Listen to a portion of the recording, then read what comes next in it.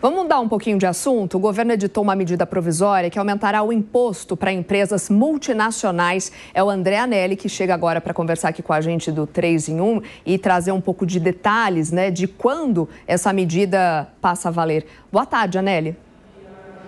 Boa tarde, Soraya. Boa tarde a todos ligados aqui no 3 em 1 da Jovem Pan. Essa medida provisória, que já foi editada pelo presidente Lula, já foi publicada em edição extra do Diário Oficial da União da última quinta-feira, do dia de ontem, passa a valer, então, essa medida provisória, instituindo, de fato, essa cobrança de impostos das grandes empresas multinacionais, os grandes grupos multinacionais, a partir de janeiro de 2025. Mas a expectativa do Ministério da Fazenda é que o impacto na arrecadação seja percebido em maior volume a partir de 2026. O governo federal defende essa medida como necessária, porque é preciso acabar com o que chamam de desvio de lucros, principalmente quando as empresas multinacionais acabam não pagando tributos por conta de uma falha tributária que é provocada por um outro problema, justamente então a erosão da base tributária, quando alguma dessas etapas da produção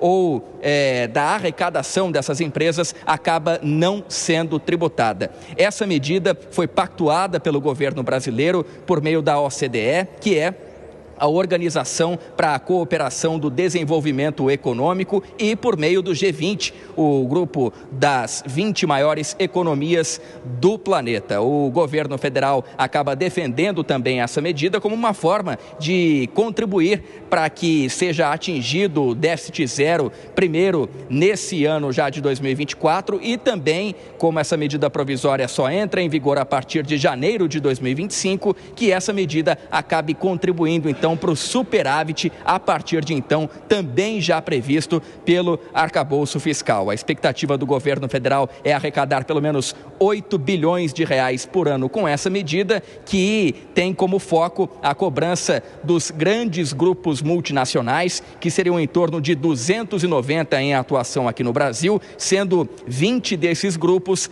brasileiros. E esses grupos com arrecadação a partir de 750 milhões de euros nos últimos 2 anos fiscais, ou seja, aproximadamente aí 4 bilhões de reais. O governo federal, então, já editou essa medida provisória e coloca em prática a partir de janeiro do ano que vem, indo, então, em direção a um acordo já estipulado pelo G20 por meio da OCDE, que é a Organização para a Cooperação e Desenvolvimento Econômico. Soraya. Obrigada, André Anelli, pelas suas informações. Vou continuar em Brasília para ouvir primeiro o Zé. Zé, dentre os argumentos, né, do governo federal, Ministério da Fazenda, Justiça Fiscal, são, na tua visão, plausíveis para o governo, então, criar essa cobrança mínima de 15% às multinacionais, incluindo multinacionais aqui no nosso país, né? É uma oportunidade, de fato, a mais para investimento, para, de fato, investimentos? Pois é, olha, uma frase que a gente ouve muito é que nenhum país pode exportar impostos. O que significa isso? É cobrar impostos de empresas que exportam, né, ou serviços ou produtos. Isto não está em nenhuma, vamos dizer, estratégia de país de exportar impostos. E é o que está aparecendo esta medida. Por outro lado, as multinacionais que estão no Brasil, elas têm que ser incentivadas.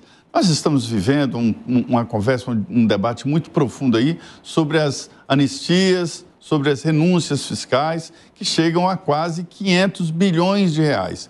São anistias de todo tipo, né? E aí jogaram no mesmo saco, ou seja, na mesma classificação, vários tipos de anistia, inclusive simples, né? Que não é bem uma anistia, houve até um aumento de arrecadação, mas é um pagamento de impostos menor para pequenas e médias empresas. Uma estratégia para aumentar e incentivar esse setor. Então, assim, aumentar impostos para uma multinacional brasileira é errado, eu acho que é errado, é desincentivar, e aumentar impostos para uma multinacional que quer operar no Brasil é mais errado ainda.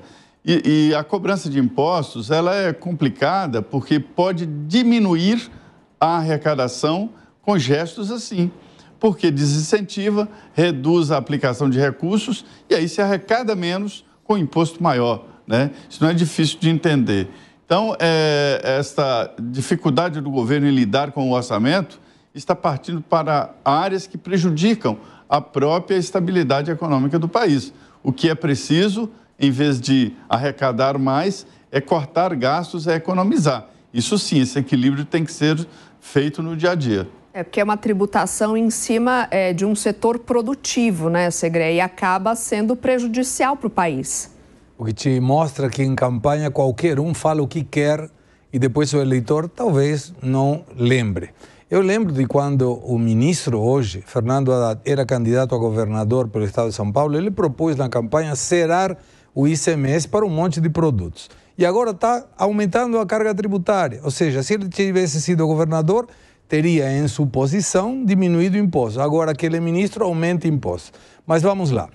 Nesse ponto desse aumento da contribuição social sobre o lucro líquido, que junto com o imposto de renda confluem no imposto à renda, ou seja, o que a empresa está ganhando, conspira contra a produção. Porque muito bem, sinalizou aí o Zé Maria, chama curva de Laffer. Quando você aumenta a pressão tributária, chega um ponto que a empresa começa a pensar em duas portas. A multinacional não vai sonegar imposto, então ela que faz? Melhor, saiu, foi embora. Foi para outro lugar que paga menos imposto. E qualquer coisa ele manda produtos para aqui através de um representante, mas não produz. E quando uma empresa multinacional, que geralmente contrata uma quantidade de gente muito grande, vai embora, a quantidade de desempregados aumenta. Então, essa é uma situação que deveria controlar. E tem outra questão. Segundo a leitura dessa medida provisória, não vai ter impacto arrecadatório em 2025, vai ter um impacto arrecadatório de 3,4 bilhões em 2026 e 7,3 em 2027, quando talvez, não sei, vai depender do eleitor, esse governo nem sequer esteja governando. Então, qual é o sentido? Seria a mesma forma que qualquer um de nós ir no nosso chefe e falar, preciso aumentar o salário. Aí o chefe poderá perguntar, você está produzindo mais? Aí a gente responde, não, estou gastando muito. Então, eu preciso que você me aumente o salário, porque estou gastando muito. É a mesma coisa.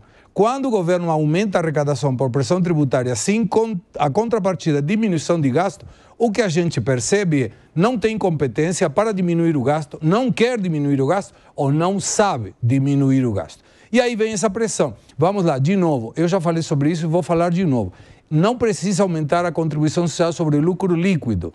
Precisa observar preços de transferência. 66% do comércio internacional é feito de uma empresa com outra. Se chama intercompany. E quando tem essas operações entre um país e o outro, com a mesma empresa, o que afeta é preço de transferência. E como funciona? Rapidamente. Se no meu país, vamos supor, Brasil, eu tenho um imposto maior à renda, eu diminuo o preço de exportação, passo para outro país e lá vai pagar um imposto de renda, teoricamente, porque tem uma contribuição maior, só que lá nesse outro país o imposto de renda é menor que aqui. Então eu transfiro a renda, por isso chama preço de transferência. Estou transferindo a renda para o outro país. A mesma coisa ao contrário. Se aqui tivesse um imposto de renda menor, vai ter um país em outro lado, com uma produção de uma multinacional, que vai diminuir o valor para mandar imposto aqui. E aí será afetado o outro país. O que interessa é observar a lei em função do que fazem outros. Porque se aqui cobramos muito e em outro país cobra menos, a empresa vai embora. Já tiveram várias. E o objetivo qual é? Conseguir encurtar o déficit fiscal, que não vai, já você que está nos acompanhando há muito tempo, já observou, não vai ter esse 28,8 bilhões de déficit, mas nem que a vaca tussa. Vai ser mais de 100 bi esse déficit. E o governo o que vai fazer? Diminuir gasto? Não. Aumentar a pressão tributária. Está errado. Gani, concorda com o Segré na medida em que esse impacto na economia vai vir a longo prazo e, sobretudo, sobre investimentos estrangeiros, crescimento econômico? Absolutamente. A explicação tanto do Segré quanto do Zé Maria foram irretocáveis. Aliás, o Zé Maria falou melhor do que muito economista. É exatamente isso. Quer dizer, você vai espantar a multinacional? Pergunta para a China qual que é a fórmula de sucesso do crescimento econômico que tirou milhares de pessoas da pobreza. Atração de multinacional para o país. Não foi outra coisa. Índia, a mesma coisa, cresce a taxas galopantes porque atrai muita multinacional. E aí, a gente vai colocar uma carga tributária elevadíssima na multinacional e essa empresa vai embora? O que vai acontecer? Vai gerar desemprego, como o Segré muito bem colocou aqui, e pode, devido à curva de Laffer, que o Segré também explicou muito bem, gerar uma perda de arrecadação, à medida que perde a atividade econômica. Agora, cortar gastos na carne, esse governo evidentemente não quer. E aí fica muito difícil atrair esse capital internacional, que é fundamental para investimento das empresas e crescimento econômico, dado o atual estágio do Brasil. Você tem insegurança jurídica, você tem um baita problema fiscal e uma carga tributária sufocante. Aí fica difícil. Piperno também vê alguns riscos associados à economia a longo prazo e que outros riscos você apontaria? Por exemplo, evasão fiscal, impactos do setor, algum setor específico da economia? 1 minuto. Depende. Veja, esse aumento de carga tributária ele pode se dar de uma forma equivocada, aumentando simplesmente a tributação só para arrecadar mais ou, por exemplo, para se, inclusive, estabelecer isonomia com outras empresas do mesmo setor. Aí é correto. Nem todo aumento de carga tributária, ele é equivocado e ele mira simplesmente aí a sanha, alimentar a sanha arrecadatória. Por exemplo, ontem a gente falou aqui sobre as bets. Então o errado não é taxar, o errado é quem não taxou de 2018 a 2022. Por quê? Porque todo mundo paga tributos e elas não. Nesse caso, por exemplo, é necessário saber os setores, por que está aumentando essa tributação e se vai ou não gerar algum tipo de isonomia.